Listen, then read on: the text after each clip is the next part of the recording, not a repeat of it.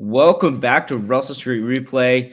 It was a disappointing end to the season, but I don't think that means that we can't look back fondly on some things that happened and give out some awards. So that's exactly what we're going to do here on Russell Street Replay today. With me is my good friend Chris Schisler. Chris, great to have you back on the pod.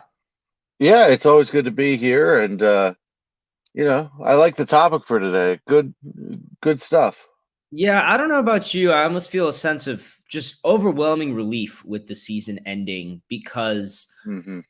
it it ends, I guess, the roller coaster ride to a certain extent. You can get off the roller coaster ride, and I think the idea that we were going to get really far in the postseason this year and make a run is gradually getting eroded as the year went on, and then obviously with Lamar not coming back at the end of the year dashed those hopes. Right, we win games, maybe we even win the division with Lamar Jackson.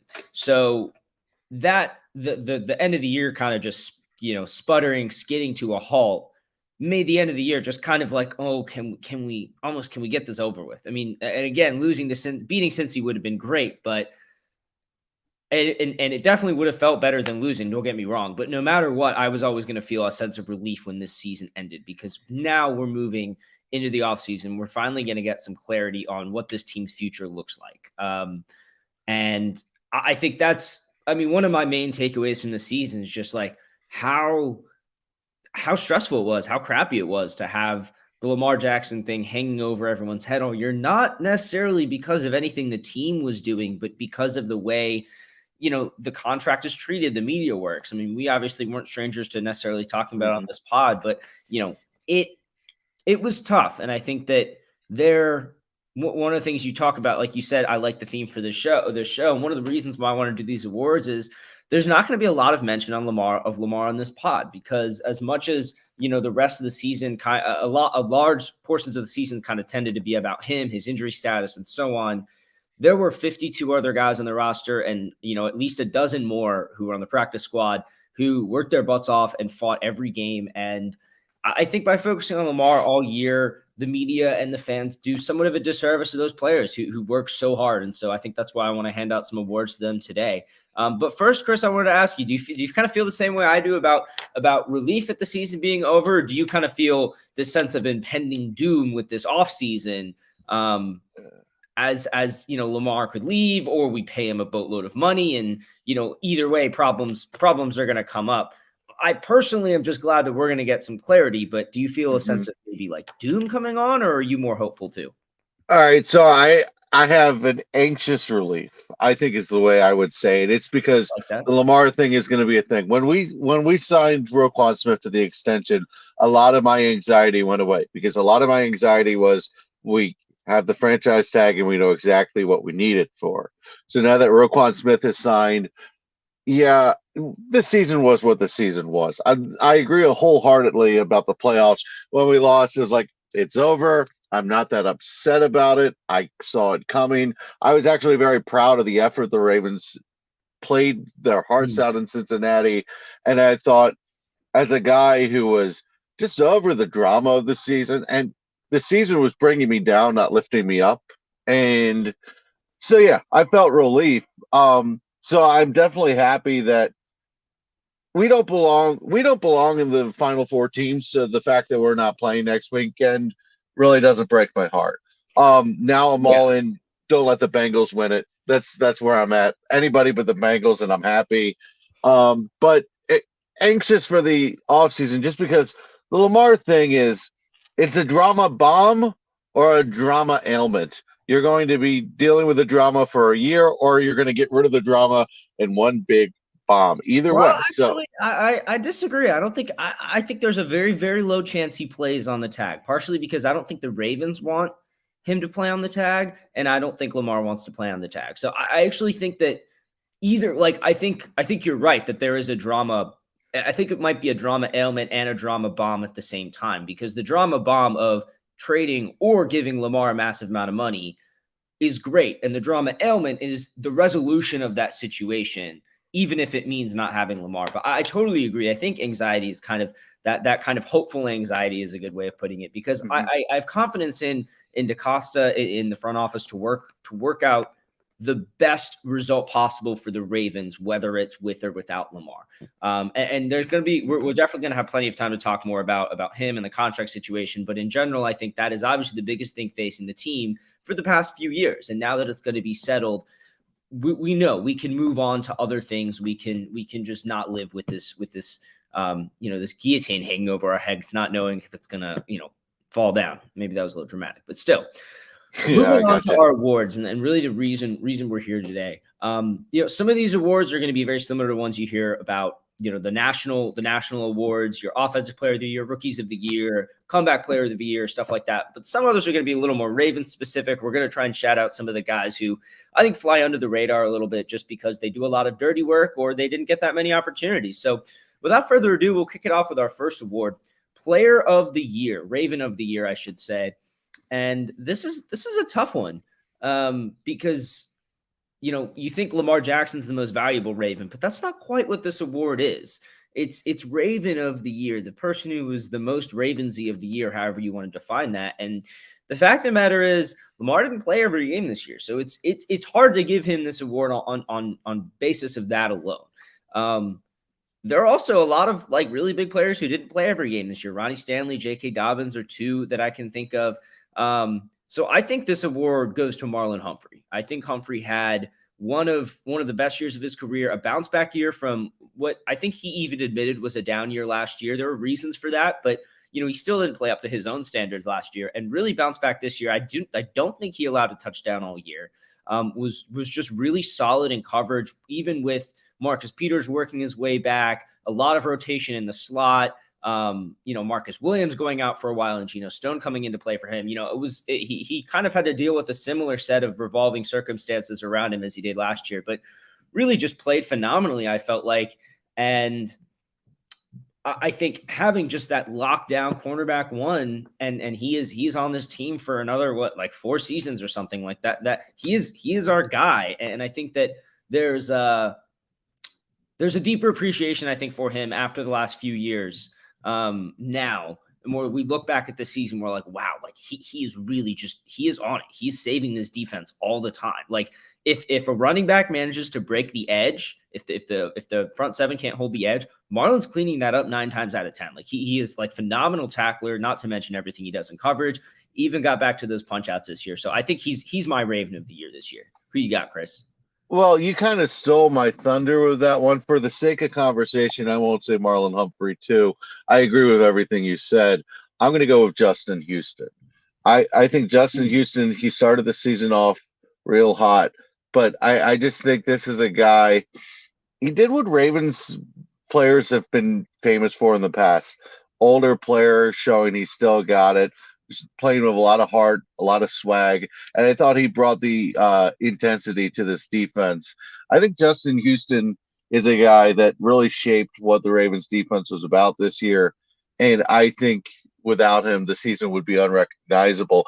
I'm tempted to put Calais Campbell there because I think you talk about the heart of the team. I think he's very integral to that. But in terms of the overall performance meshed with all the intangibles, I'm going to go with Justin Houston. Yeah, that's an interesting one. A guy who, doesn't necessarily is not on the field every down on defense, but has such a big impact when he is. I know there was a one point in the season, I don't know if he finished that, but he had the highest pressures per snap or sacks per snap or something like that. And, him coming back this year, a lot of people were like, what are they going to do at edge? And I think we'll probably talk about Odafe Owe a little bit later in this pod. Houston really was able to be that guy on the edge. JPP, Bowser, even some of the guys like Jeremiah Toachu were good when they were healthy or when they were on the team. But I think it was Dev Bunkshwa from RSReplay Report who said several times this offseason that Houston's that guy. He's older. He's not going to play every snap, but he is a fully competent edge player and a starter, if not, great, maybe not great, I don't know, but very good starter quality player for peanuts that they got him for. So I like that pick. Moving on to our next award, Offensive Player of the Year, and I'll let you take this one first. All right. I'm going to go a little in left field, more like right field. I'm going to go Kevin Zeitler. I think he was the most consistent offensive lineman, just an absolute beast up front. And I think the idea that he really settled into this offense this year, and really the offensive line, especially in pass protection, wasn't really a problem for most of the season. And I think Kevin Zeitler is a huge contributor to that. So I think the most consistent player on the offense. It's hard to go with any of the receivers. It's hard to go with Andrews because he got hurt. Um, I'm gonna go. I'm gonna go with Kevin Zeitler here because I just think it was a solid 100% effort, and I was impressed with him this season. Yeah. I mean, I think he really has held down that right guard spot that's been an issue for the Ravens since Yonder's retirement. And really of the guys who played pretty much every game this season or all but a few of the games this season, he's really him, Andrews, and I think Stanley also missed a few or more than a few because he re-injured or not re-injured his ankle, but picked up a different injury on his ankle. And, it's tough to pick him. I think Andrews is a good candidate, but I don't think it's unfair to say that he didn't have as dominant of a year this year as he did last year. Part of that is because there was even less talent around him as other pass catching threats, and he was always getting doubled and bracketed. But there were also some drops. There were also some plays that felt like he should have made, and it was a little unusual to see, especially towards the end of the season. Clearly, like you said, missing a few games due to injury. So I'm gonna go. I'm with you. I think Zeitler's the right pick, but I think I'm just gonna shout out J.K. Dobbins here, just because I think the second half of the year, once he was back after that knee scope, or the last, I guess, 6 or so games, he really was the offense, especially without Lamar. He was the one who was breaking off big chunk plays. He just looked really good, especially the 2 games against the Steelers. I felt like he played quite well. And, coming off the injury like that, we're going to talk about comeback players later, but that was a big one for him, pushing to get back on the field, needing to get his knee cleaned up. It was, I think, some guys might have shut it down for the year after, after re-injuring his knee again. And it was really clear that he just wasn't going to let that happen. He's motivated. He's in the third year of his rookie deal. He's going into his last year. Like, those things matter too. And, I think he proved that he is the kind of back that you can just give the ball to 20 times a game, even if he who must not be named simply refused to. So I like that pick. Moving on to defensive player of the, and I guess quickly, Chris, your thoughts on the offense in general this year. Now, obviously, Roman is gone. I don't want to belabor that too much, but what are your general thoughts on the offense this year? And maybe what you're most excited to see other than a change offensive coordinator going into next year? Because I promise you, we will be talking about OC candidates on this pod very soon. Yeah. I'm excited about just change in general, but I think my thoughts on the offense was most of the time it was boring and predictable. And if I just see boring and predictable not be on my complaint list next year, it will be a win. Or it was unpredictable in the worst James Prochet deep bomb of ways. I think that sums it up. Like, it was boring and unpredictable, and when it wasn't, it was stuff like that. And the Mark Andrews shotgun handoff on third or fourth and 1. I think that was against the Bengals in that last playoff game. Like that stuff like that. That was like, okay, this is not necessarily boring or predictable, but that doesn't mean it's good either. And so, I also think that I'm excited. I'm hoping that John Harbaugh was sincere in his desire to revamp this wide receiver room. I think that there could be as many as 3 roster spots up for grabs in this wide receiver room, if not more, depending on how really critically they reevaluate everyone. So I think that's the thing I'm most excited for. Obviously, it means they won't actually invest there because I'm getting excited for it again. But hey, moving on to defensive player of the year. This one was a tough one. Giving Marlon Humphrey, I think, player of the year, Raven of the year, makes this one a little bit easier to narrow down. And it's a little tough because all of the the 2 nominees I have did not play full seasons in Baltimore. Marcus Williams was out for a good chunk of the season, but was just phenomenal, an absolute eraser on the back end when he was playing. And Roquan Smith got here halfway through the season and completely changed the defense. So I can't pick between them. They both had phenomenal seasons. Like you said, getting Roquan Smith's contract done was a huge, huge sigh of relief. It was very clear that the Ravens were not going to let the Lamar Jackson negotiations kind of hold up the rest of their plans for the rest of their team. And so I'm glad they got that move done. They're kind of my co-defense players of the year, maybe because they combined for a full season in Baltimore. But what can you say about those guys and any other defensive players you want to shout out? Well, Marcus Williams started off the season on an absolute tear as the free safety we desperately needed. But Marlon Humphrey was my pick for Raven of the Year, and then I was like, well, I'll give it to Justin Houston because you got him. So to me, Marlon Humphrey's the clear defensive player of the year.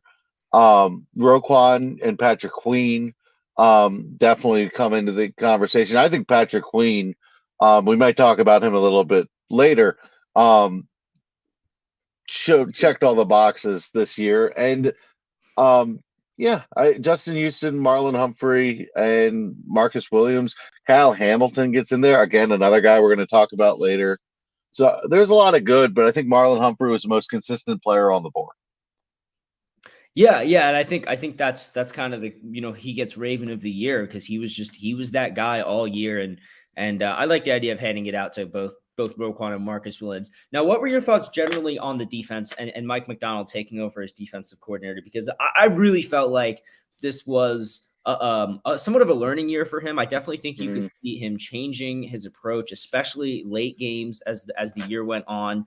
I think that he kind of took his bumps. He had some learning curve to deal with, but I also think that the philosophy and the core of the defense is really, really solid. I mean, you look at what he did to the Bengals twice at the end of the season, and that really tells you everything about how well prepared he has this team and how much he's able to figure out his opponents.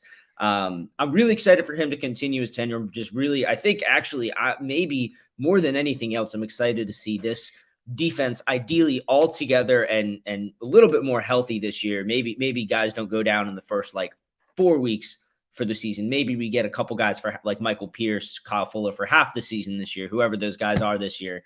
Maybe their injuries won't be as early in the season, but I think, the defense was just, I was excited. Like the defense had the ball, I think, had the pressure on them at the end of a few games late in the season.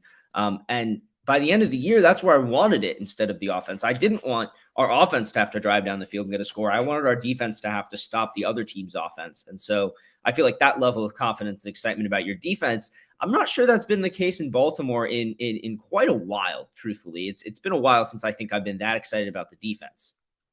Yeah, I agree with you. Mike Macdonald did a great job, and it was a learning year. You saw him make some mistakes as the defensive coordinator. I don't think you saw a perfect game from him this season.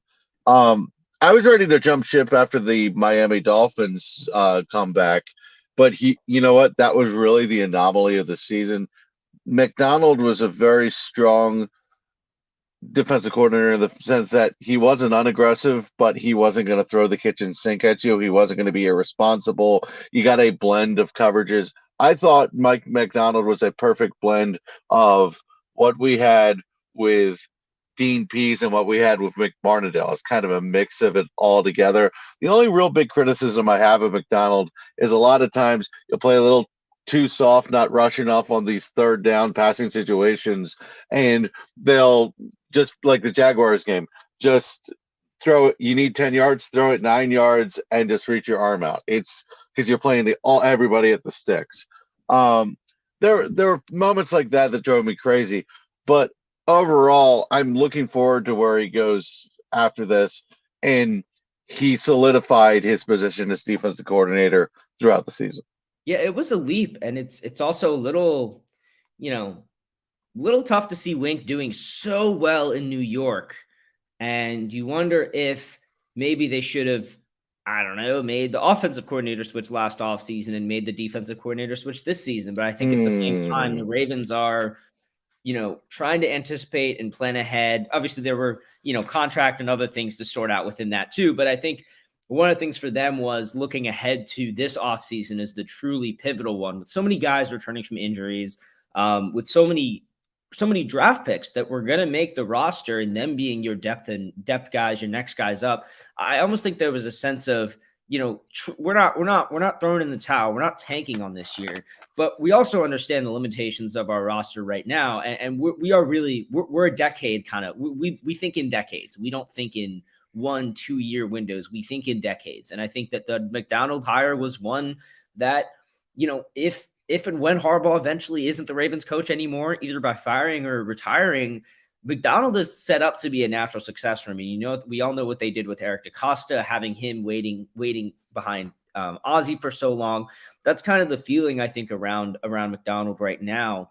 The issue being, of course, if he continues to do this well, he could get poached earlier than the Ravens would like, unless the Ravens are really locked in on him being the next head coach, like they were with DaCosta, to the point where DaCosta turned down other offers. And I don't know if he turned down interviews or offers, but he definitely could have had interviews and or offers, I think, in the time that he was assistant GM, but turned them down because he knew what he was waiting for. So I'm curious if that's the case for McDonald. I think I don't know how I necessarily feel about it after 1 year of him as DC, but you can tell by the way the defensive players play and talk about McDonald that they are very in on him as a leader. So that's definitely very good to see, at least. I think McDonald was the best defensive coordinator we've had in a while at adjusting in the game. Because if there's a Ravens problem with coaching, it's we don't change during the game or we don't come up with the answers during the game.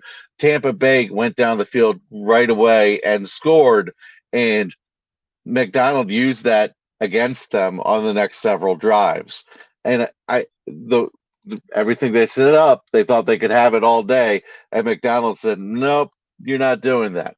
So I was really impressed with Mike McDonald and his composure, and I think he's the right kind of guy for this team. So I really have no complaints other than the fact that he did take some lumps.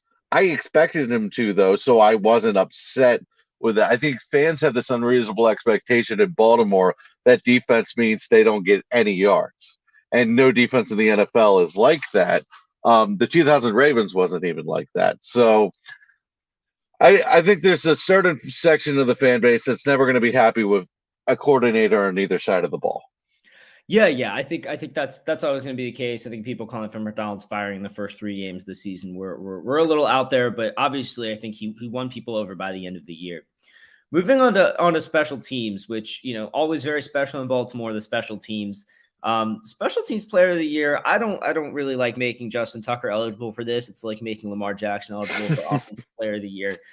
So instead, I want to talk about my first unsung hero of the season. And his name's Kevon Seymour.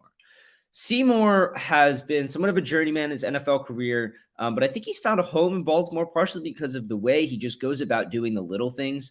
I think he's the kind of vet that they like keeping around to play on special teams and as a first man up in case of an injury in the middle of a game versus, still you want to get those, your Jalen Armour Davis, you want to get those guys reps, but in the middle of a game, do you trust the vet or do you trust the rookie more? And usually you're going to trust the vet. And I think Kevon Seymour did a really good job filling that role when injuries and, little 5-10 snap absences happened in games. And he was also just a menace on special teams, man. He was a great on punt coverage, especially. It felt like more often than not, Jordan Stout's best punts were always downed or tackled by Kevon Seymour. And it just feels like he is one of those guys who just brings the intensity, but he brings it on special teams and on defense. So I want to shout him out. I think, you could talk about Nick Moore and Jordan Stout there. There are definitely a lot of good guys in the special teams unit, but I think Kevon Seymour deserves a little love for what he put together this year. Yeah, I'm going to cheat a little bit and go with a specialist. I'm going to go with Devin Duvernay just because before he got hurt, he had the touchdown kick return, and I just think the yards he saves you on a punt return, kick return basis is more than the yards he gains you by making good decisions and with good vision. I think there's a reason he's developed himself as an all-pro kind of a player as a return specialist. I do want to point out that Kevon Seymour at training camp might have been the hardest working player in the whole lot of players. I thought at training camp, he wasn't necessarily good, but he was working his tail off, and I'm so glad he found a home in Baltimore. And I like that you gave him a shout out there because I think that's very accurate, and he played his heart off. The other guy, Justice Hill, is a guy that I think deserves a little recognition. But Devin Duvernay would be my guy, just because I think when he's out there and he's healthy, he gives you the most value. Yeah, he really picks his spots. There are some times every now and then where I'm like, why'd you fair catch that? But I will notice he rarely misjudges a ball in terms of not fair catching it and having it, stop short or roll out of bounds or something like that. So, like you said, the yards he saves you is a really good way of putting it. Moving on to offensive rookie of the year, I think this is pretty. No, that's not true. I think there are probably two candidates. So I'll go ahead and take the obvious one. Tyler Linderbaum was, some people didn't like it as a first round pick. I didn't like it as an early first round pick. I was less enamored with it as a late first round pick. But at the end of the year, I can't say I'm disappointed. He is phenomenal. I think he is going to very quickly rise into the top 5 center rankings before the end of his rookie deal. Now, do I think that pick maybe could have been used better? I still think that might be possible. But again, the Ravens were thinking in the long term, I think, with this draft, and they really, really like Linderbaum. And again, I keep saying again, what we were saying about Kevin Zeitler and the issue at right guard after losing Yonda. Well, that was becoming the issue at center as well. And so I think I don't think they drafted that out of need. I think they would have been fine with McCary starting the year off at center if that was needed, or even Tristan Colon. He played, or Ben Powers. Like, Ben Powers was training to be the emergency center. Colon played really well when he played, but I think that they were also like, let's lock down the middle. Like, we really believe in this guy to be an all-pro center. And if we can get an all-pro player a guy we think is an all-pro lock and any pick, you take him. You take him at 20. You take him at 23. They traded back, picked up another pick, and got him at 25. Really came on as the year went on. I think the Tampa Bay game had the most highlights where he was just dominating Devin White down the field. And I think his addition to the lineup, plus the return of Ronnie Stanley, really let Greg Roman mix in some more zone concepts. And I think that's something I expect to see more out of the new OC. Is some more zone concepts, especially some more outside zone complex, to try and stretch and spread things out to open up more space over the middle. And I think Linderbaum's a big part of that. I mean, he had that early matchup against Quentin Williams was tough. I think those big beefy one techs he's still gonna need a little more help with from time to time. But at the same time, he held up really well in a phone booth against some good pass rushers this season as the year went on. So really satisfied with his rookie year. Yeah, I think you picked the obvious guy, but because Ron's not here to do it, I'm going to pick up the torch for our buddy Isaiah Likely, man. Isaiah Likely showed me everything I want to see. In fact, I think it's more of a failing on the Ravens than Isaiah Likely that he didn't have a bigger year. They didn't give him the routes that they gave Mark Andrews. When Andrews is in the game, Likely didn't. That's Likely didn't shine. I like to see the 1-2 punch. But the skills and the abilities that we saw from Isaiah Likely, the route running, the catching, the fluidity, I think were really impressive for Isaiah Likely. So while I think Linderbaum is the obvious pick and everything you said is accurate, the only other guy who enters the conversation, because it's not a receiver, is the tight end Isaiah Likely. Yeah, and I think that's a great alternate choice given how big he was when Andrews was out, how big he was in general. I think down the stretch, I think it was the Bengals the Bengals game they almost stole at the end of the season was largely Likely made a bunch of good plays then. I think he mossed Eli Apple, which everyone seems to be able to do. But I really it's funny. The Ravens wanted Calvin Austin at that pick. The Steelers sniped him. Austin ends up going on IR for the year. Which I don't think is to necessarily knock his talent. I'm sure he can still be a capable receiver, but he was also like a 5'8" speedy receiver.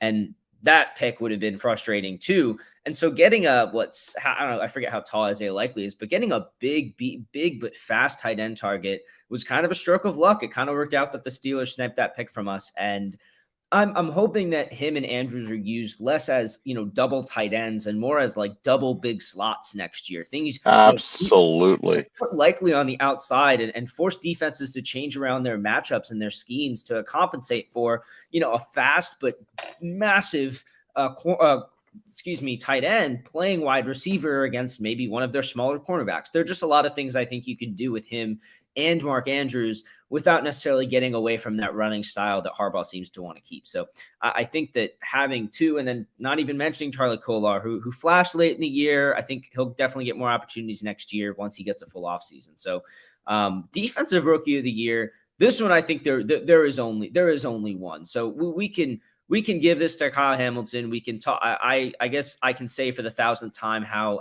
fantastic the Ravens' development plan for him was. Not sliding him in 1-for-1 for Marcus Williams was maybe the smartest decision anyone in that building made all year. Saying, Kyle, you are not Marcus Williams. We're not going to make you try to be. You are Kyle Hamilton, defensive weapon, and they really used him that way. He was pass rushing. He was playing box. He was basically playing linebacker, box safety. He was playing in the slot and just excelled. And the biggest thing was he just got better and better. I mean, you got to remember, this kid is so young. He's so young and so physically gifted that he's already this capable. And now that he's starting to process and he's got these good defensive back mentors and he's got these good coaches, he's going to go straight up, and really excited to see what he does next year. I think he could have an even better sophomore campaign. Rest of the rookies. He's the defensive rookie of the year. The conversation is over.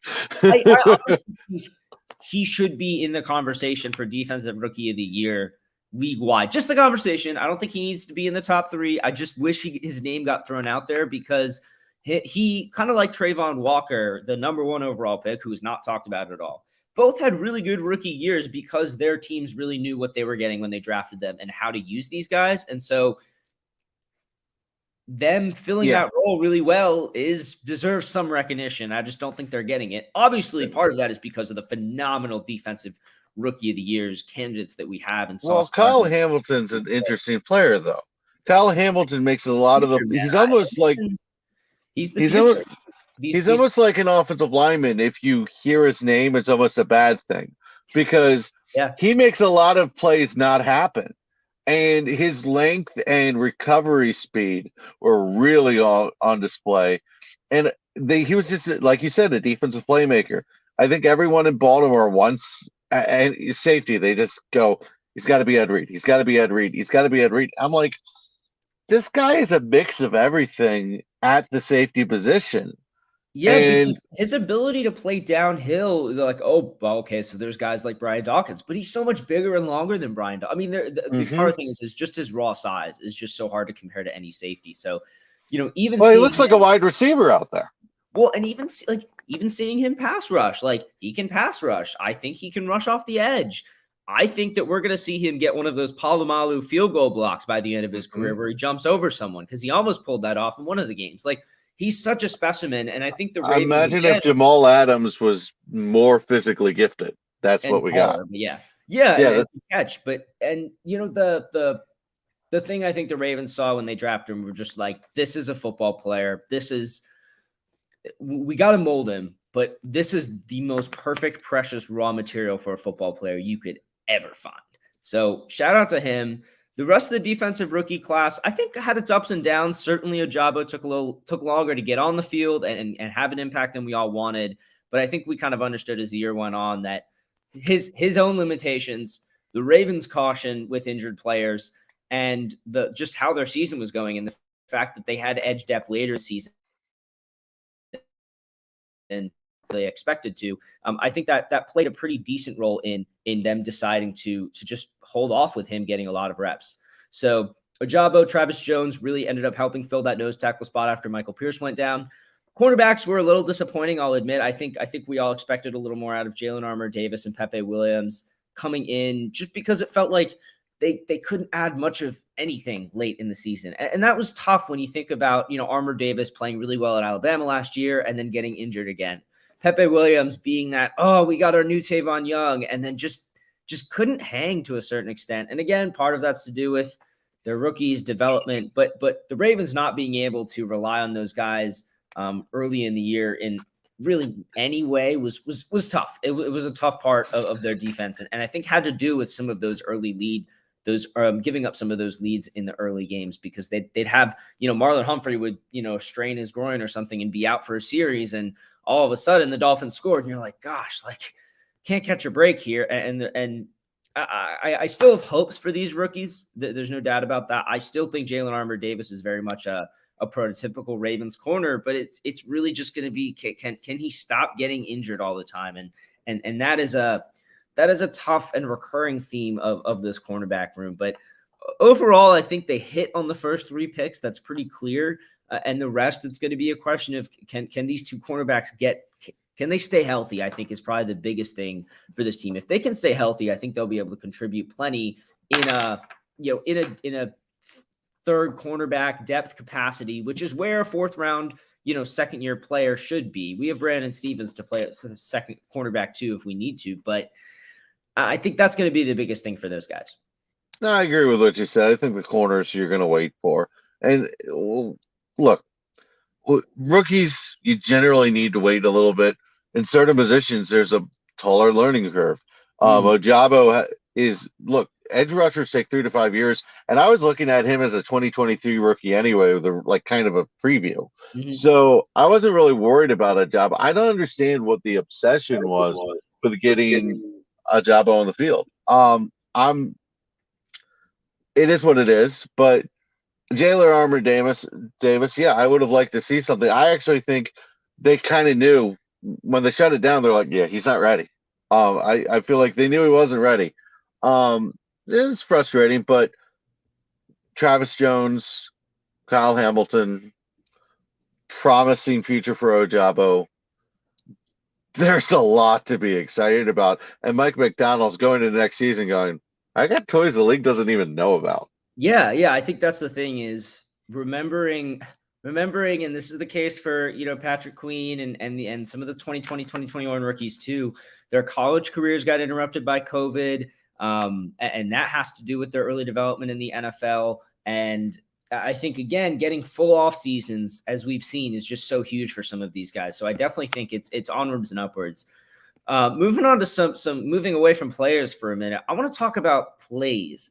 What was, and I'm sure there are a lot of examples. I'm sure there are some that we're gonna think of as soon as we end the pod, and we're like, I forgot to mention that one. And it doesn't even have to be the biggest highlight plays, but just what were some plays that stood out to you this year? I know one for me is definitely Tyler Linderbaum going all blindside on Devin White. That was Tampa Bay. Yep. The J.K. Dobbins near touchdown in Pittsburgh. I was at that, and man, did I get some angry glares in my section when I stood up and started screaming. The Demarcus Robinson against Eli Apple double move that scored a touchdown in the playoffs. That was pretty exciting. Trying to think of some of the other. I mean, certainly Ojabo's debut sack was just kind of a wow, electrifying. He's finally here kind of moment. It's tough to pinpoint any specific Roquan plays. I feel like because a lot of his plays aren't notable, like in big highlight ways. He just kind of quickly does his job. Yeah. Trying to think of others. I mean, there's that trio of interceptions in Pittsburgh was pretty sweet. So one that's sticking out to me for whatever reason, the season opener, Lamar Jackson throws a one-on-one ball, Devin Duvernay catches it, and you kind of got an early season tease of what we actually weren't going to get. But it was a beautiful throw where he put it where only Duvernay could catch it, and then Duvernay made a contested catch, and you're like, that is exactly what I needed to see. You had Rashad Bateman's touchdown against the Dolphins to take a little quick slant and just take it the distance. I almost didn't even say that one because of how much it hurt. Like these ones, yes. I mean, it's you're bringing out the what could have been lights. Yeah, and then I know the early season was the what could have been lights. Yeah, I mean Isaiah Likely's touchdown, his first career touchdown against the Bucs, that was pretty exciting. That toe tap in the back of the end zone. I think one that just stands out just because of the fact that it happened, just the mere fact that it happened. That like 70-yard bomb to Deshaun Jackson was like the going back to that Michael Vick bomb to Deshaun Jackson against the Redskins so many years ago, that being such a repeated highlight of Michael Vick. And and Jackson and all of his comparisons to Vic, getting to throw a bomb to Deshaun Jackson. There was something really cool and poetic about that. That at that point in the season was like huge. You know, it was a 37 or however old Deshaun Jackson is making one long catch, and I'm pretty sure he pulled his hammy shortly after. But you know, it's still like it still was like electrifying and really reminded you how big Lamar's arm is. You know, he's obviously, we talk about his physical talent in terms of his mobility, his speed, his agility so often. But his passing, his quick release, and he's got a big arm. He can get that ball to pretty much just as far downfield as most of your top guys. He may not have the longest ball in the NFL, but he's certainly not like slouching behind the rest of the league in terms of being able to get the ball downfield.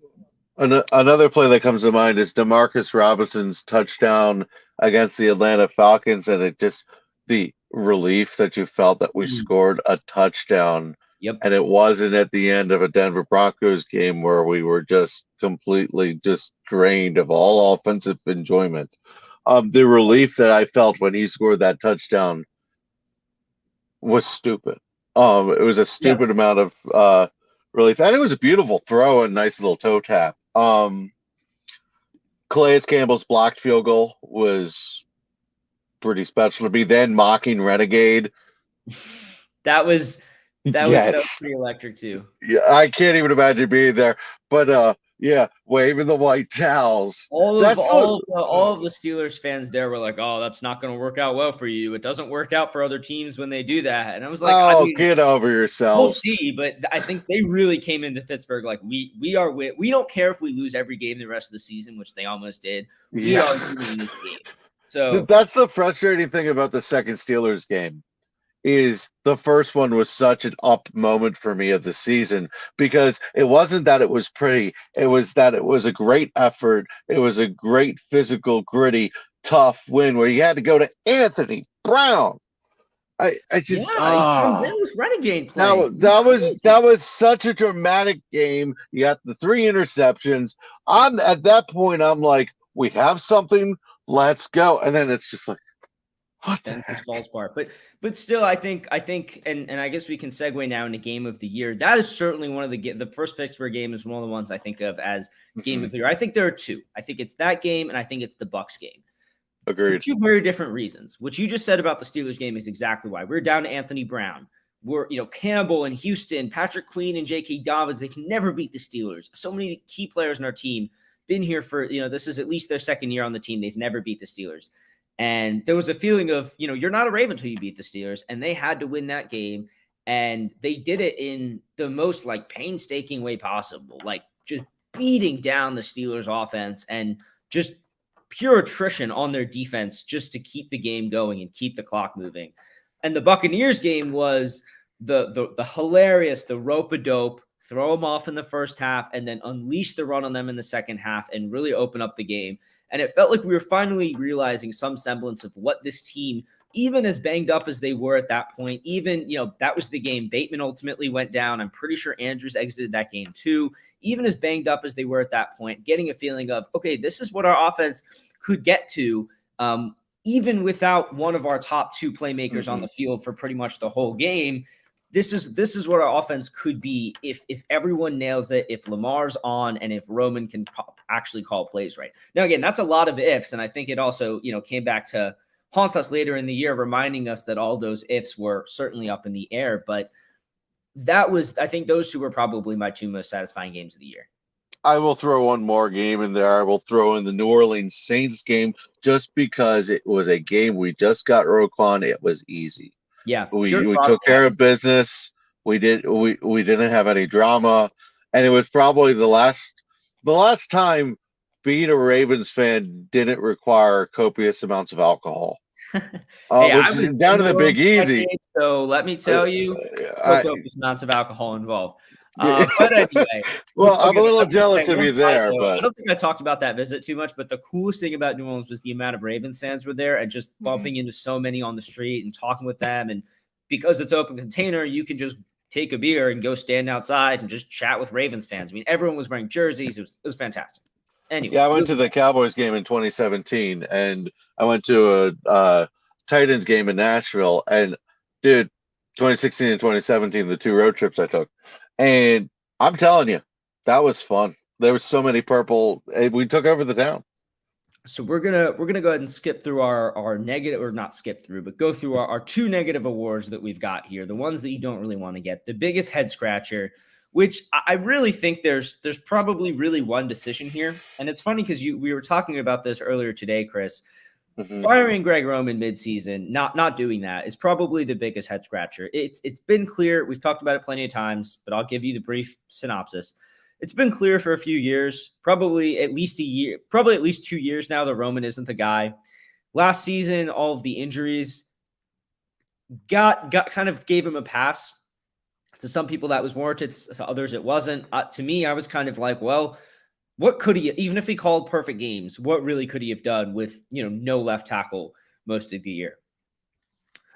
But there was very clearly a point in this year, whether it was the timing issues, getting to the line, the usage of players early in the year. We know Dobbins wasn't back at full strength. We know Gus's knee took a little while. So I won't necessarily fault that too much, but it was clear later and later in the year that he did not know what he was doing, and just not being aware of Edwards only getting 3 carries, Dobbins only getting 12 carries in a key game.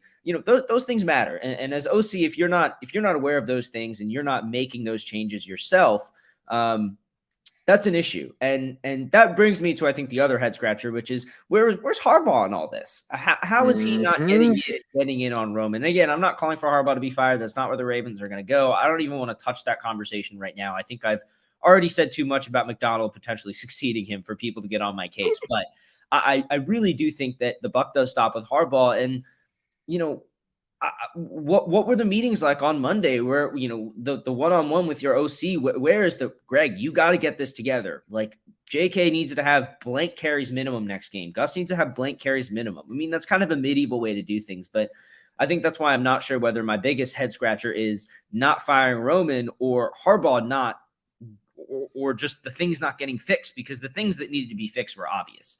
So I don't think there's really too much else to cover in head scratcher, Chris, but what do you think? Well, I mean, I'm ready and willing to get into the should Harbaugh be on the hot seat or keep his job I am conversation. too, just not on this. I'm not. No, I'm not doing it today. I'm not doing it. But my biggest problem is John Harbaugh's press conferences, because I don't actually think he's as clueless as he lets on to the press conferences. I think he's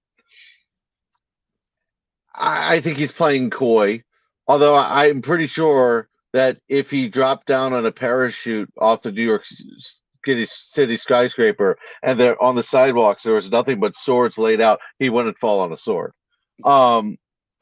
It is what it is. But Greg Roman after the Jaguars game should have been fired. That was the moment. That was the moment that it was like, okay, that was the last straw. How many delay of games or timeouts did we take because we couldn't get the plays in that game alone?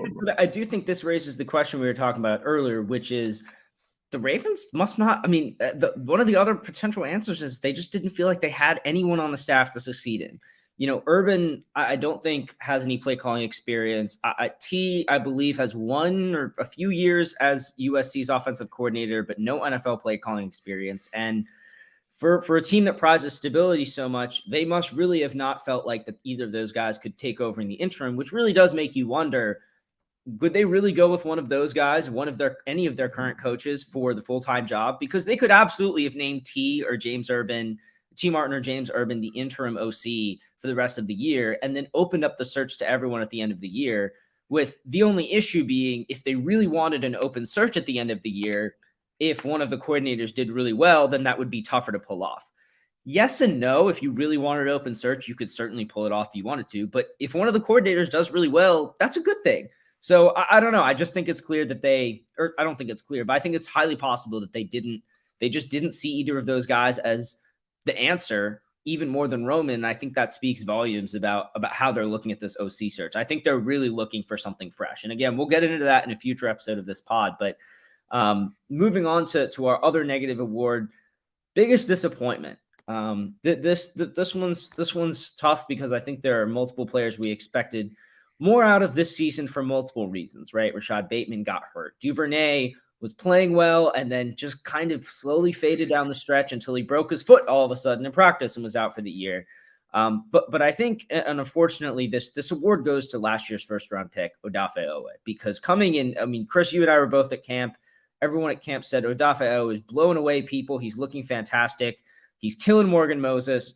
And while that might be because it took Morgan Moses a little bit into the season to warm up fully before he was one of the better right tackles in the NFL by the end of the year, I just don't know what happened with Owe, and it's really not clear. I'm hoping this is something that the Ravens find a time to address with either him or Mike McDonald at the end of the year to just understand what went wrong. Was it because Owe kind of came on towards the end of the year. He looked really good against the Bengals those last few games, but that game-changing presence, that consistency just was not there. And there were even some reps that he was getting blown off the snap.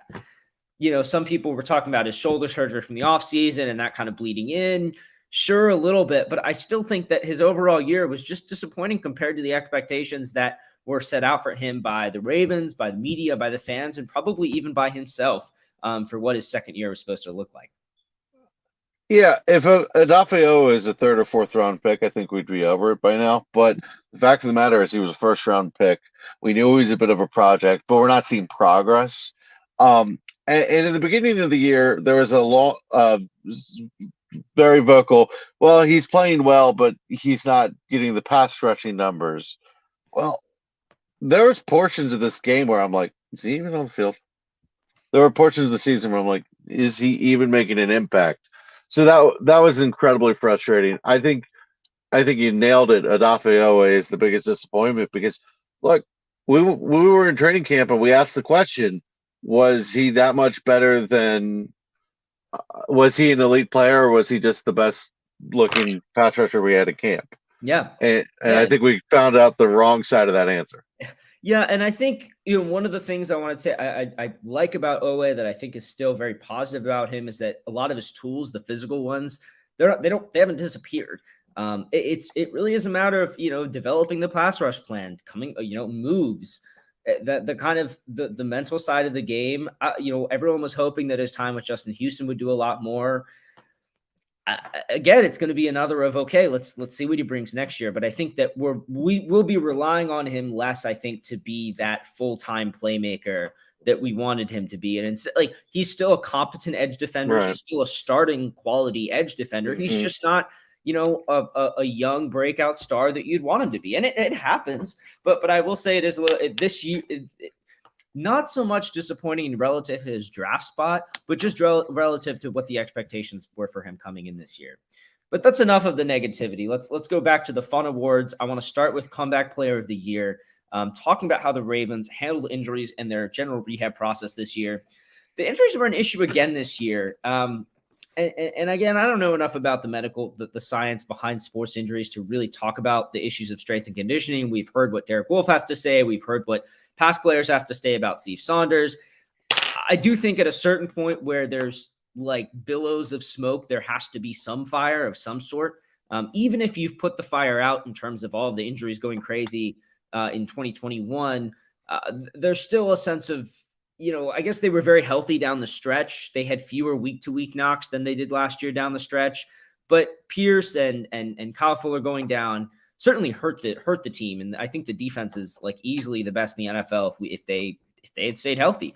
Marcus Peters missed substantial games. Stanley had to go out for a few games. And the big one again, Lamar Jackson missed the last 5 games of the season again. And so that's troubling. But the flip side is the rehab went pretty well. Ronnie Stanley is back to being an all-pro franchise left tackle, baby. And I always believed in his skill and his ability to get there, but I was always afraid that we'd never see it again. And it's amazing that they've figured out how to get him back to that point. Edwards, I think, is not quite the beast that he was pre-injury, but he's still very competent runner of the ball. Dobbins looks like he is ready to take the next step in terms of his development into a star NFL running back. I'm trying to think of who else would come off injuries. Peters, again, it took him a little bit longer, I think, to get in the full swing of things. He's never been a burner, so it's not like he lost that much speed. so he was able to come back. I'm trying to think of who else. Justice Hill looked really good early on in the year and looked good throughout the year. I'd be very surprised if the Ravens were able to retain him this offseason because he's a free agent. I think he'll get a solid running back 2 job with starting special teams, with a starting special teams job on some team somewhere. So, the injury rehab process did well. Comeback player of the year, like I said, I think because I gave offense player of the year to J.K. Dobbins, I've got to go with Ronnie Stanley here. Stanley, I love Ronnie Stanley. I have since we drafted him. The blind side, Michael Lewis's sports books have been one of my obsessions since I was younger. And so getting a left tackle, a true blind side protector, as great as Ronnie Stanley is kind of just nourishing to my soul. And I also think he's a leader, and I really like what he brings to the locker room and just stabilizes the offensive line. What he's able to do, I think, opens up so much for the running game and the passing game. And he's back, and it just makes you feel so good. Yeah, it does. Ronnie Stanley coming back is huge. I'm going to give it to Dobbins because I think he came back and it wasn't right, and then he's like, no, this isn't right. We got to fix this, and then it's like, oh, now I'm back. Now I am the beast that Baltimore has, and the confidence that he had when he came back the second time. And the way he ran the ball, said, hey, put this game on me. Could have put the game on him, by the way, but that's a whole other conversation. Love J.K. Dobbins. I love the swagger that he had this season. And when he was running in Pittsburgh, I'm going, this is fun. This is what I want. This is, when you see Ravens football, you know it when you see it. That was Ravens football. Yeah, I agree. And his like you said about him knowing it wasn't fully right and working to get back, and even after the cleanup surgery, knowing that he wasn't back at full strength, but knowing that going out there is the only way I'm going to continue to get my strength back, and again getting him back, and to a certain extent that kind of injury can derail a career, and I'm really, really glad that it did not. I mean, same for Ronnie Stanley, same for Edwards, how bad their injuries were, but Dobbins especially, that happens in his second year. He seems like he's trending upwards, and then it's who knows from there? Who knows what happens to a running back from there? So I think that's also really great to see him back doing so well. Most improved and unsung hero are our next 2 awards. And I kind of want to be very specific about who we give each to in terms of most improved and unsung hero, because most improved is who got better from who did the best job who improved the most from the end of last year to the end of this year, who really came on as the season developed. And, I think guys like Morgan Moses, you can talk about, came on as the season developed. Certainly DeMarcus Robinson, as he got more comfortable in Baltimore, improved. But I think this is an award really down to a couple of players and a couple of mostly young players. So I'm going to go with most improved is Josh Oliver. When he came to Baltimore last year, he was a attempted vertical threat tight end, former 3rd-round pick, did not have much. And they just coached him up, and he worked really hard. And the difference, and he worked really hard last year too. But the difference last year to this year in his run blocking, his intensity, massive. And again, with Nick Boyle not really being able to fully come back and be Nick Boyle again after that injury, having that guy, that Josh Oliver that you trust to be that number 2 blocking tight end was key in this offense, especially without receivers, and we were having to go heavy and run the ball. He played really well. He worked really hard. I think there are a couple other unsung heroes, or there are other most improved players I want to shout out, but I'm going to hear yours first before I shout those other ones out. All right, so the first one, I think Ben Powers. Or where was that? Where was that? Because that's a completely different player. Yeah. Fantastic. He priced himself out of Baltimore, I think. I think he played himself out of Baltimore. Yeah, it's one of those things that happens. It's unfortunate. Broderick Washington is a guy that, I think he very solid. And Justice Hill in general, just I think he's a solid player when he plays. I think you got it with Josh Oliver. That was a good pick.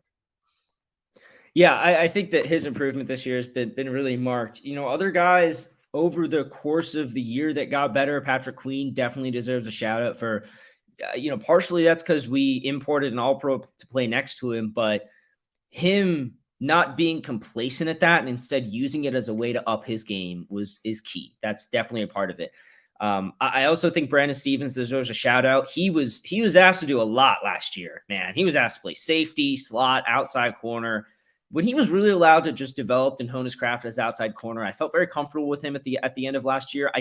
He's not your ideal CB2 on a championship team, but if we're paying Lamar Jackson, we're not going to be able to afford another, really, really good cornerback addition alongside Marlon Humphrey if we want any chance at upgrading the receiver room. And so I like Brandon Stevens. I think he's got a physical edge to him. He really played well against the Steelers at the end of the season when they tried to isolate him on George Pickens with some jump balls, and he did not let that go anywhere. So I think he definitely is a candidate for most improved. Unsung hero, though, is a little bit different. There are two guys I have in mind here. One is Broderick Washington, because I know I talked about how Travis Jones did a good job stepping up when Michael Pierce went down, but who stepped up even more was Broderick Washington. Stepping up to play nose tackle in the 3-4 when I think a lot of times normally he had been either just an interior pass rusher, kind of a three tech, or had just been lining up as a straight 5 tech in the 3-4. I'm trying to make sure I get my terminology right, but him moving nose tackle and just playing really well there. Calais Campbell dealing with a few bumps down the stretch, and Washington having to play more. That was huge. We also probably should have mentioned Justin Madubuike and most improved, because boy, did he come on this year as well. Yes. But Broderick Washington is an unsung hero. And same with Geno Stone, really stepping up in Marcus Williams' place when that was needed, and wasn't necessarily the playmaker, game changer that Marcus Williams can be, but he also wasn't a liability. And again, that's key for your backups, your second string players. Not necessarily that they add tons of positives, but that they don't bring negatives when they have to come in and play. Yeah, unsung heroes. We're doing unsung heroes. I'm going to go to Demarcus Robinson. This guy shouldn't be a number one receiver in a lot of games. He probably was our number one wide receiver, but he caught the ball and he was a breath of fresh air for the offense. He gives you something nobody else really gave you. Maybe you could say Deshaun Jackson gave it to you, because you didn't give him that much of a chance to give it to you. So Demarcus Robinson to me is an unsung hero, and I think Pat Ricard is always kind of the unsung hero, especially because he took a little too much criticism for the way Greg Roman used him in the offense, when Pat Ricard's literally the hardest working Raven you're gonna find. Yeah, he was on the field a lot this year. Part of that, again, personnel. And the way Roman chooses to deploy him is certainly not his fault, unless he's doing his job too well, which is, again, not a bad thing. But I agree. I think Ricard does a lot of the dirty work. Is willing to go up against defensive linemen because he's 300 pounds too whenever he needs. Dig out defensive tackles is not a fun thing to do. But, man, he does a lot. And I think that the Ravens keeping him was a sign, again, that fullback. Again, to me, them re-signing Ricard is a sign that they're going to keep Lamar personally. But that's a little beside the point. I think that Ricard is one of those unsung heroes who gets a lot of dirty work done. Did not score a touchdown this season, unfortunately, but we will be going for the Patrick Ricard anytime touchdown bet every game again next season. I hit that every single game. It did not hit once this season. Anyway, going back, I think that kind of ends our player awards. The last thing I want to talk about, because we're headed into the offseason, is the general manager and the front office moves, because that's going to be the focus of our next episode. We're going to do a big offseason preview. But to talk about that first, I want to talk a little bit, very briefly, about the best moves of last season, starting with the offseason. And honestly, there are a lot of big moves last offseason. Trading Hollywood Brown for a first-round pick, using that first rounder on Tyler Linderbaum. All the rest of the draft picks, Kyle Hamilton at 14, chief among them. Signing Morgan Moses, signing Michael Pierce, signing Kyle Fuller, keeping Justin Houston, signing, I guess JPP was an in-season move, so we can get to that after this. But I think it's very, very clear that the crown of them all was Marcus Williams. And I don't say that just because of what Marcus Williams brings as a safety. I say that because of where the safety market went right after we signed him to that 5-year, $70 million contract. We signed that deal, and it felt like a great deal, $14 million a year. It felt like a fantastic deal at the time. Then you look at the Derwin James, Minkah Fitzpatrick deals that have been signed since.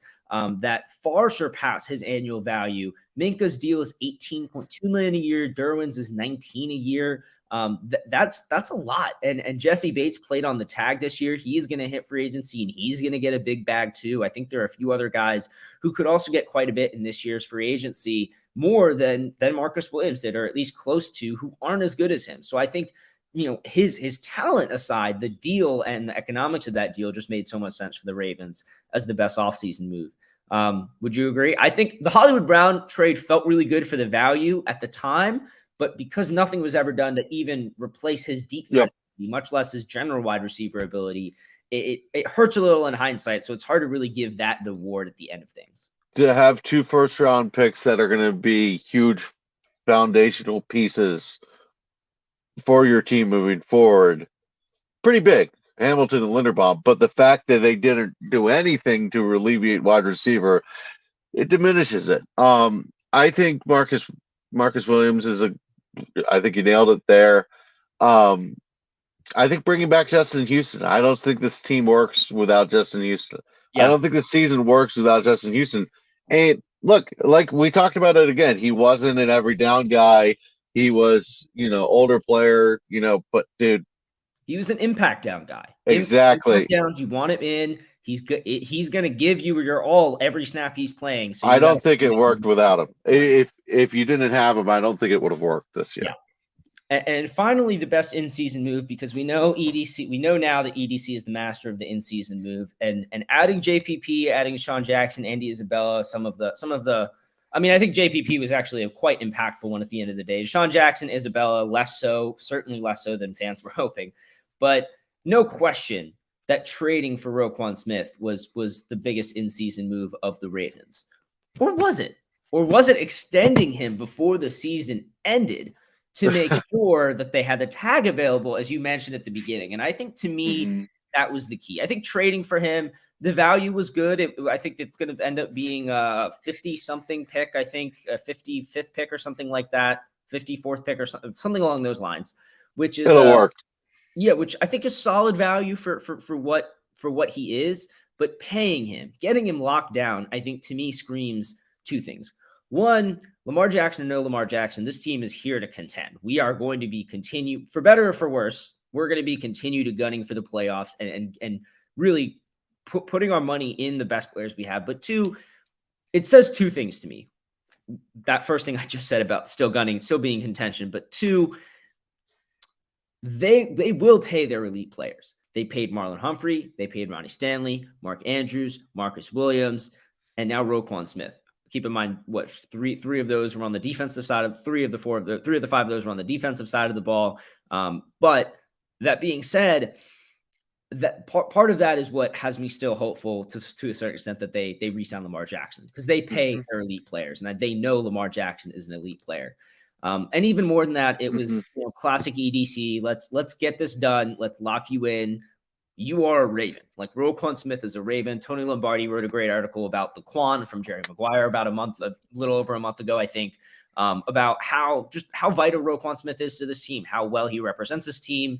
The math, the consideration the Ravens have in drafting Hamilton and trading and re-signing Roquan Smith, in knowing that the future of the NFL is more guys in coverage. And as a result, you're going to have fewer guys over the middle. You're going to have fewer run defenders. You need guys who can cover more space. And so I don't know which is better, the trade or the re-signing, but I like both a lot.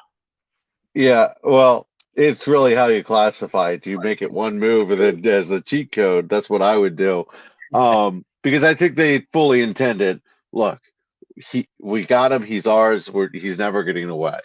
I think they fully intended on that, and I think they had the numbers kind of in place. And I thought the excitement that Roquan Smith had to come back and negotiate with the deal was met very, very happily by the Ravens, especially with the Lamar drama going on. It was just like, oh, you want to negotiate now? Okay, let's do this thing. So it was pretty exciting.